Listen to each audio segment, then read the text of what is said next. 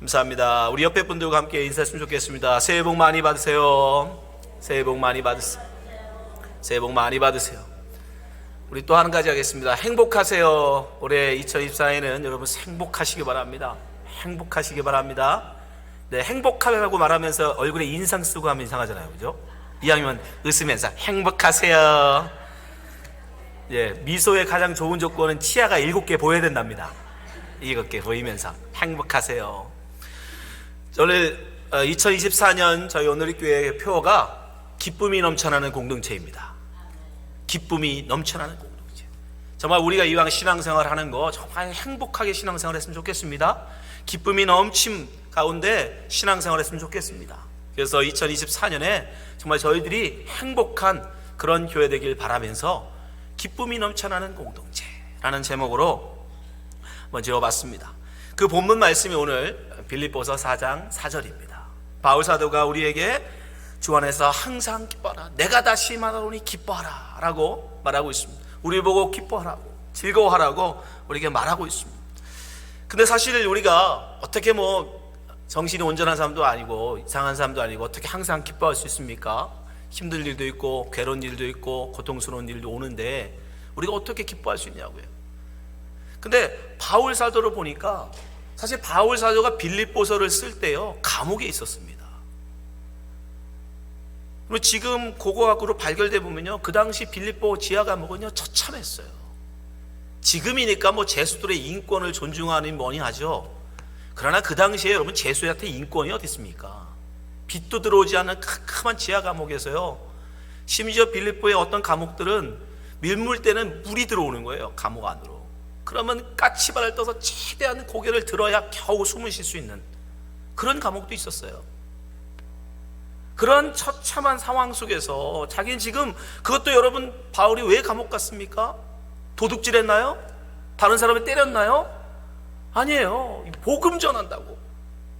복음 전한다는 이유로 그가 붙들려서 지금 감옥살이 합니다.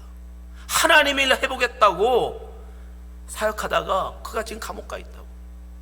그런 상황 속에서 여러분 빌립보의 교회에 편지 쓰면서 그런 암담함 속에서 그런 처참함 속에서 바울은 뭐라고 얘기했냐? 기뻐하라. 항상 기뻐하라. 내가 다시 말하노니 기뻐하라. 뭐가 좋아서 뭐가 그렇게 행복해서 바울은 그렇게 말할까? 우리가 이 비결을 알 수 있다면, 우리가 이 비결을 배울 수 있다면, 올해 안에 우리에게 어려움이 닥친다 할지라도, 환난이 닥친다 할지라도, 때 원치 않는 질병이 우리에게 찾아온다 할지라도 바울처럼 우리도 항상 기뻐하고 즐거워하고 감사할 수 있는 그런 사람이 되지 않겠습니까? 바울은 어떻게 이렇게 항상 기뻐하고 감사할 수 있는지 우리가 그 비결을 오늘 알아보려고 하는 것입니다. 첫 번째요, 바울은요 우리랑은 감사의 기준이 달랐어요. 우리와는 감사를 보는 조건이 달랐어요. 여러분, 우리는 뭘로 기뻐해요? 뭘로 감사해요? 수가 승진을 하거나 내 사업이 잘 돼서 많은 이윤을 남기거나 이런 거 생길 때 그때 즐거워하고 기뻐하지 않습니까? 근데 바울은 그런 걸로 기뻐하는 게 아니라 예수 그리스도의 복음이 증거되는 거.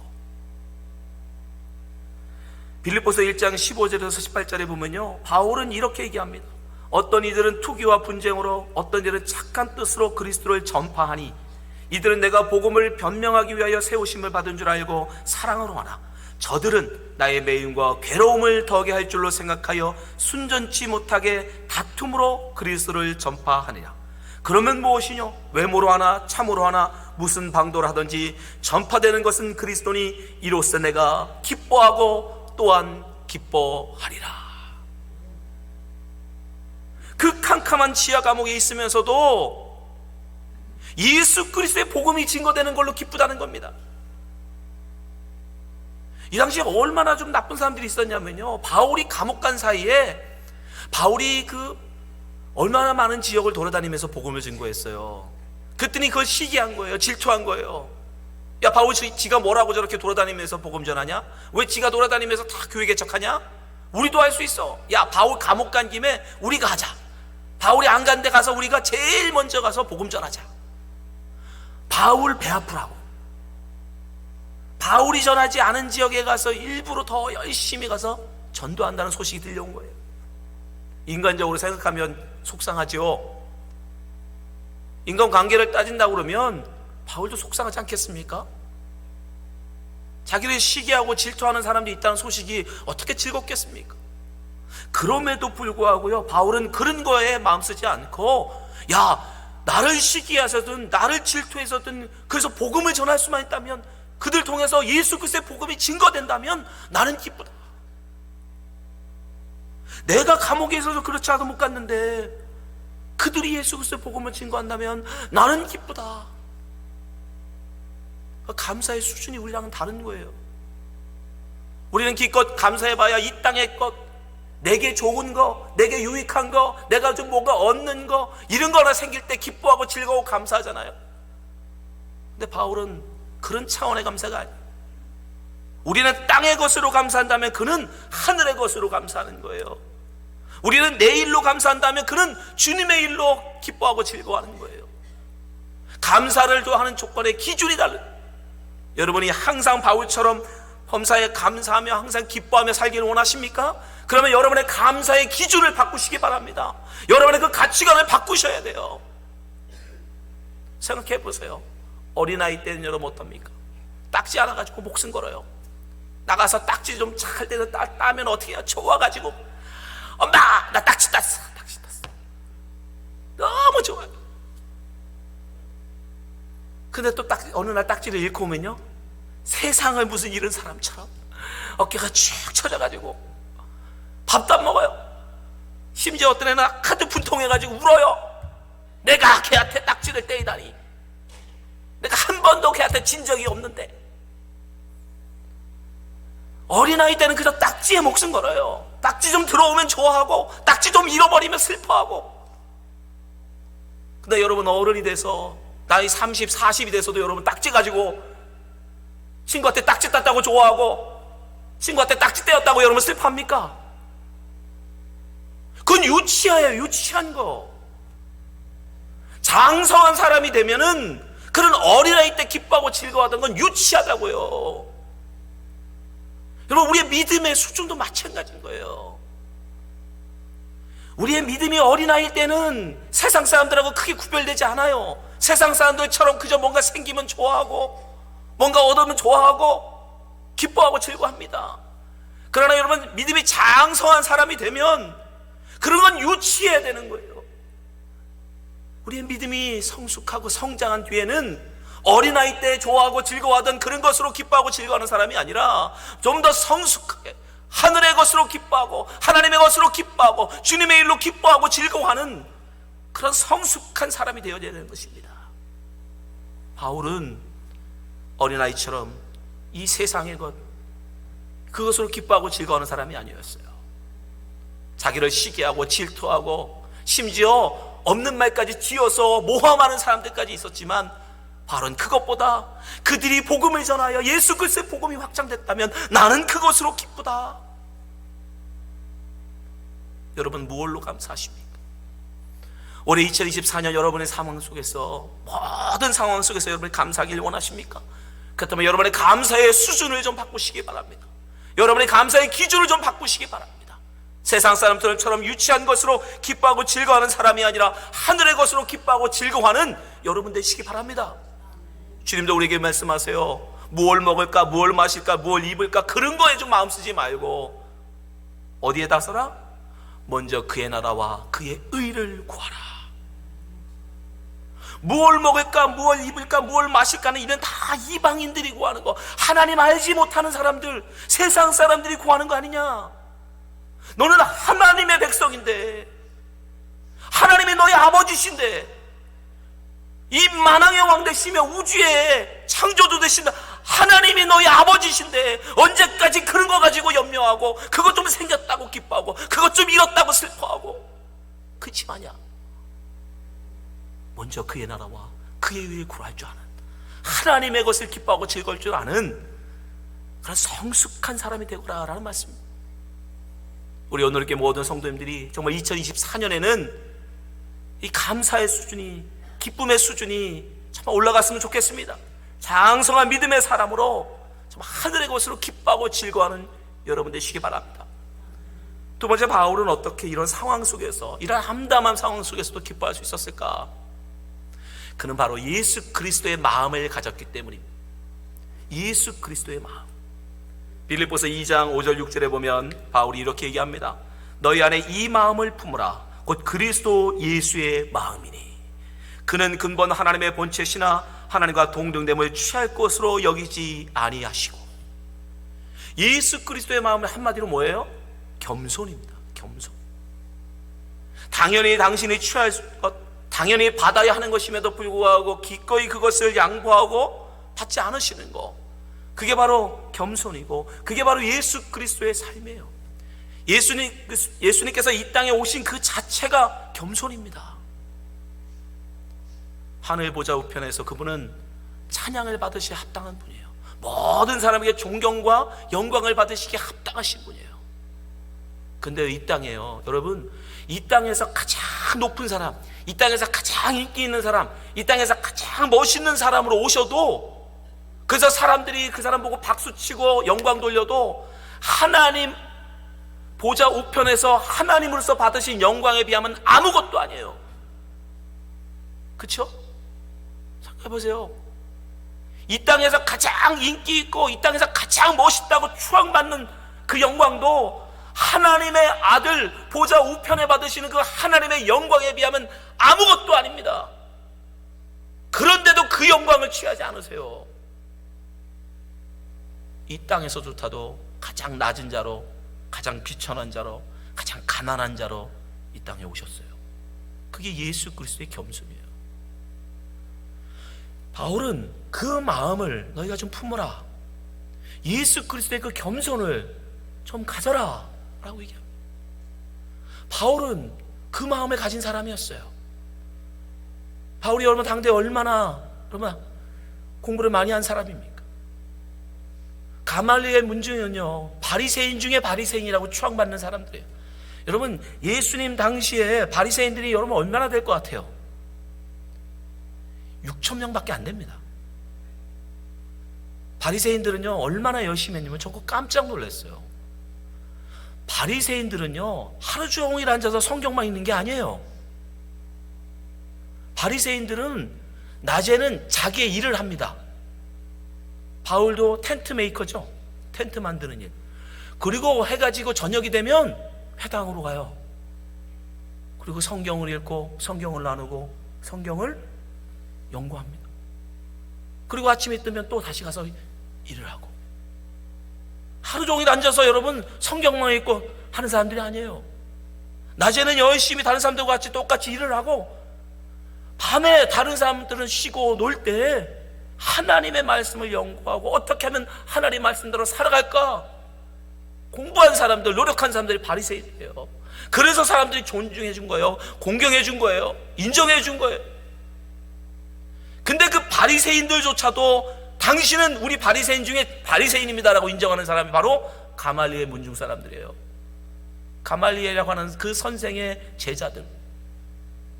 바울은 바로 그 가말리엘 출신의 바리새인입니다. 그러니 모든 사람들로부터 인정받을 만한, 존경받을 만한 그런 학자요, 그런 의인이에요. 그럼에도 불구하고 그는 어떻게 해요? 그걸 내려놓습니다. 사람들한테 그걸 요구하지 않아요. 사람들한테 자기를 그렇게 무시한다고 사람들이 자기를 붙잡해도 그거 가지고 바울은 원망하지 않습니다. 고린도서 9장 3절에서 7절에 보면 바울은 이렇게 얘기해요. 나를 희문하는 자들에게 변명할 것이 이것이니 우리가 먹고 마시는 권이 없겠느냐? 우리가 다른 사람들과 같이 주의 형제들과 게바와 같이 자매된 아내를 데리고 다닐 권이 없겠느냐?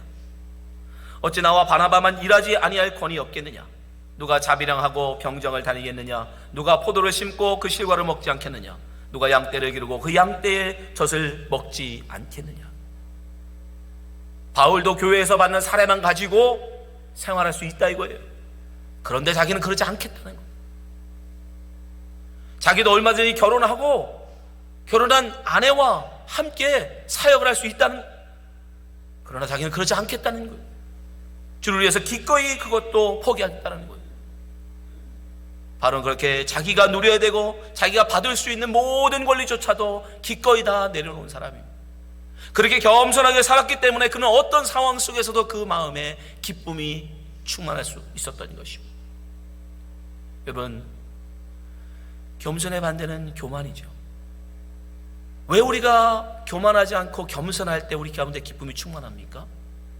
여러분, 겸손하지 않고 우리가 교만해지는 순간 우리는요, 사람들로부터 조롱을 받기 때문이에요. 예수님께서 비유로 우리에게 말씀하셨죠. 누가복음 14장 8절에 보니까 내가 누구에게나 혼인잔치에 청함을 받았을 때에 상좌에 앉지 말라. 그렇지 않으면 너보다 더 높은 사람이 청함을 받은 경우에 너와 저를 청한 자가 와서 너더러 이 사람에게 자리를 내어주라 하리니 그때 내가 부끄러워 말석으로 가게 되리라. 청함을 받았을 때 차라리 가서 말석에 앉으라. 그러면 너를 청한 자가 와서 너더러 버시어 올라와 앉으라 하리니 그때에 함께 앉은 모든 사람 앞에 영광이 있으리라. 무릇 자기를 높이는 자는 낮아지고 자기를 낮추는 자는 높아지리라. 주님께서 분명히 말씀하세요. 자기를 높이는 자는 사람들 앞에 부끄러움을 당하게 된다는 것입니다. 어려움을 당하게 된다는 것입니다.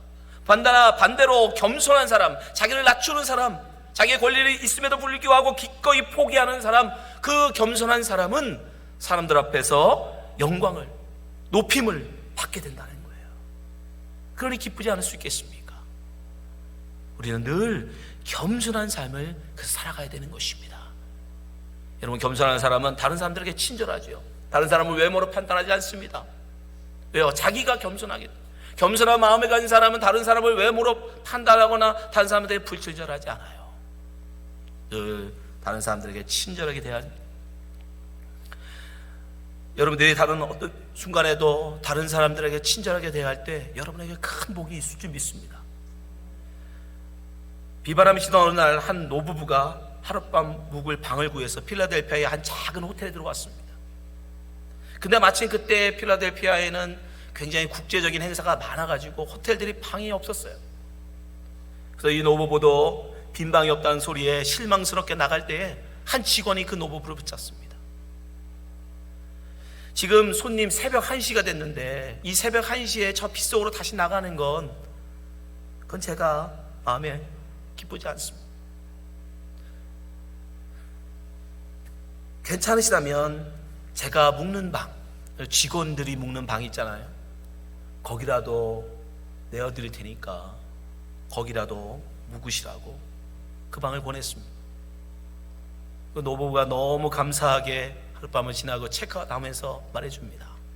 당신은 정말 미국에서 가장 큰 호텔의 주인이 될 만한 자격이 있는 사람입니다.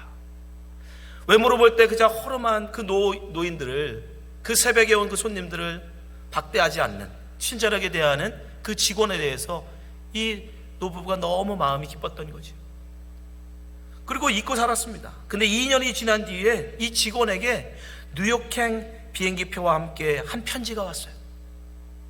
바로 그 노부부가 직원을 뉴욕으로 초청하는 편지였어요. 그래서 이 직원이 뉴욕에 가봤습니다. 그랬더니 뉴욕의 34번가와 5번 도로가 만나는 모퉁이를 데려가요. 그랬더니 거기에는 빨간 벽돌로 크게 지은 새 호텔이 있는 겁니다. 그때 이 노인이 그 직원에게 얘기합니다. 저것이 바로 자네에게 맡기려고 내가 지은 호텔이네. 여러분, 그 호텔 이름이 뭔지 아십니까? 올도프 아스토리아 호텔이랍니다.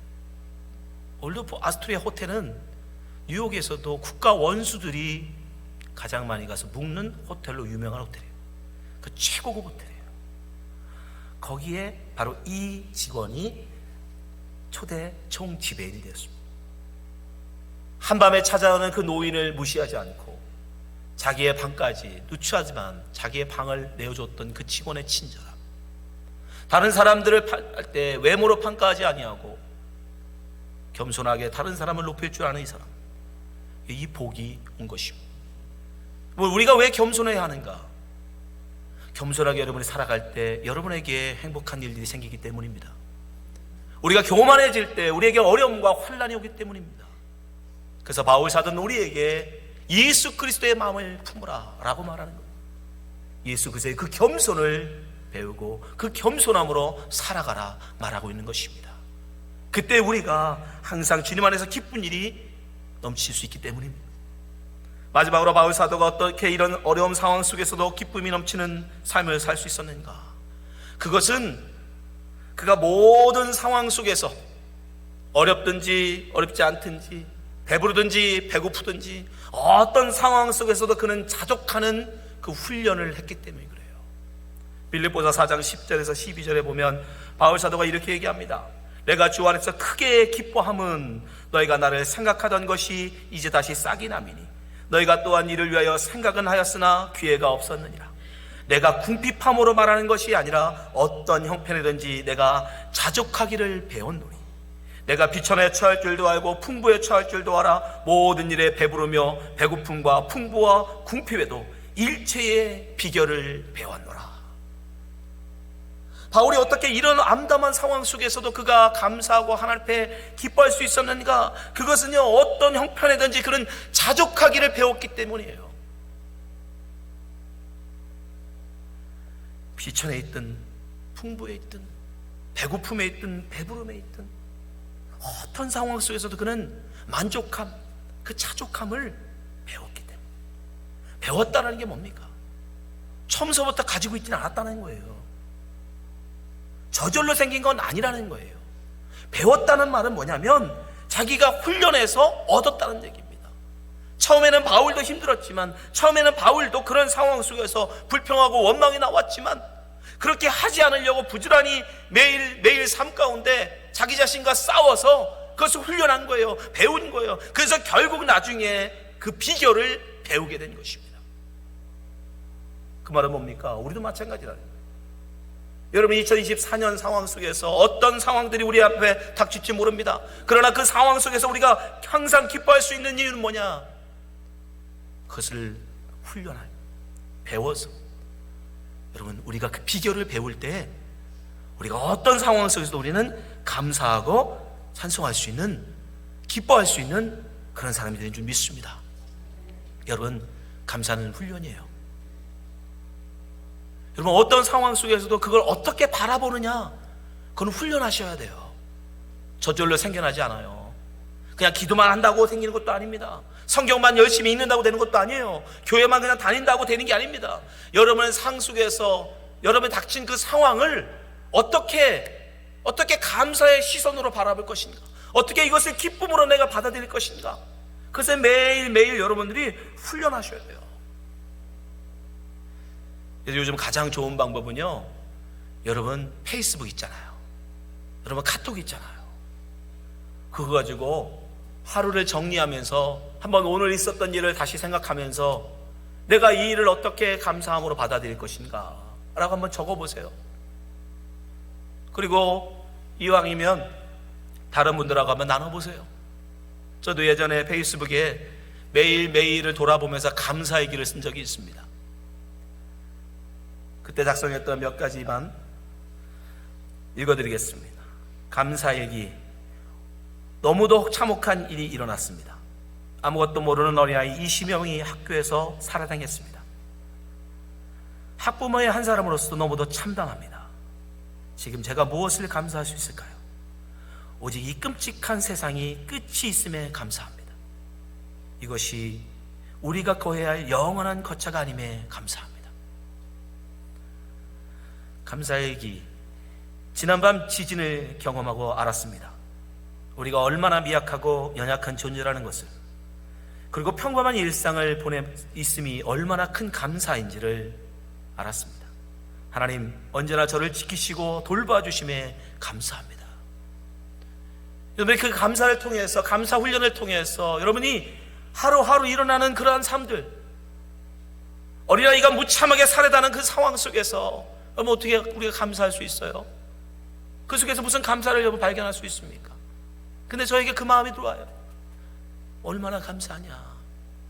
이 세상이 우리의 영원한 본향이 아닌 게. 여러분, 왜 이런 끔찍한 일들이 우리 주위에서 일어나는 줄 아십니까? 하나님 우리에게 알려주시는 거예요. 이 땅 바라보지 살지 마라. 이 땅이 우리가 거할 영원한 처소가 아니다. 우리의 거할 처소는 바로 하나님의 나라 천국이다. 거기에 소망 두고 살아라. 여러분, 이 세상이 좋아 보여도요, 이 세상은요 취악으로 가득합니다. 이 세상은요 어둠이에요. 이 세상은 멸망받을 지옥이에요. 그것을 깨닫는 것이 은혜입니다. 여러분, 감사는 훈련이에요. 우리가 그런 훈련을 해야만, 그걸 배워야만 어떤 상황 속에서 우리는 감사하고 기뻐할 수 있는 것입니다.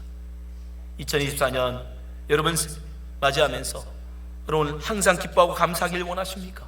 그렇다면 여러분 어떤 상황 속에서도 하나님 앞에 감사하기를 훈련하시기 바랍니다.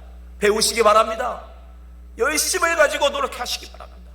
그때 우리도 바울처럼 어떤 상황 속에서도 기뻐하고 감사하는 그런 사람들일 줄 믿습니다. 저희 교회에 지금 많은 질병으로 고통당한 분이 계세요. 근데 그분이 그런 말씀을 하시더라고요. 목사님, 저는 이 병 나으라고 기도 안 해요. 이 병 주심에도 하나님 앞에 감사할 수 있는 사람 되게 해달라고 기도합니다. 할렐루야. 정말 성숙한 신앙. 내가 질병이 생겼을 때 아버지 나 질병 고쳐주세요 하는, 여러분 믿지 않는 사람도 다 합니다. 그러나 성숙한 그리스도인은 정말 어떤 상황 속에도 감사할 수 있는 사람은 아버지 하나님 이 질병을 감사할 수 있는 사람 되게 하여 주시옵소서. 이 질병 속에 담긴 하나님의 뜻을 발견할 수 있고 그 뜻 앞에 감사하는 그런 사람 되게 하여 주시옵소서. 그렇게 기도하는 사람은요 어떻게 감사하지 않을 수가 있겠습니까? 어떻게 항상 여러분 기뻐하지 않을 수가 있습니까? 정말 우리의 신앙이 2024년에는 정말 그런 성숙한 신앙 됐으면 좋겠습니다. 그래서 항상 기쁨이 넘쳐나는 그런 교회, 항상 기쁨이 넘쳐나는 여러분의 가정, 항상 기쁨이 넘쳐나는 여러분의 기업을 이루시는 하나가 되시기 바랍니다. 바울 사도는 우리에게 권면합니다. 항상 기뻐하라. 내가 다시 말하노니 기뻐하라. 기쁨은 저절로 생기는 게 아니에요. 그래서 바울 사도가 명령형으로 얘기하는 거예요. 기뻐하라. 여러분의 마음의 의지를 가지고 해보라는 거예요. 저절로 생겨나지 않는다. 여러분들이 정말 나는 기뻐하리라. 어떤 상황 속에서도 어떤 위험 속에서도 나는 하나님 앞에 감사하는, 하나님 앞에 기뻐하는 그런 사람이 되리라. 여러분들이 마음 먹고 여러분들이 훈련할 때 정말 여러분은 그런 삶을 살 수 있게 되는 줄 믿습니다. 오늘 이 아침에 나와 하나님 앞에 예배하는 모든 분들께, 모든 성도들이 2024년에는 항상 기뻐하고 감사하는 성도 되시기를 주님의 이름으로 축원합니다. 기도하겠습니다.